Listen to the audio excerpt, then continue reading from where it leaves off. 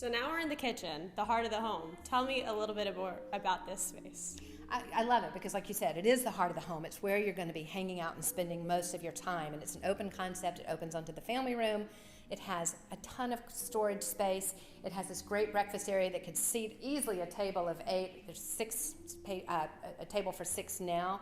There's a dry bar over here that has the wine fridge, and you can put your glasses there.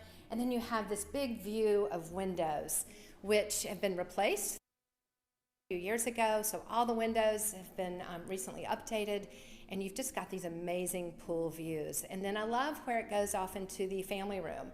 They've updated the fireplace with stone, and there's the built-ins with the TV and the cabinets, and again, just more bright light coming in from those windows. It's just a perfect place to entertain and to have your family over and to enjoy those pool views, but to all be together in this one great space.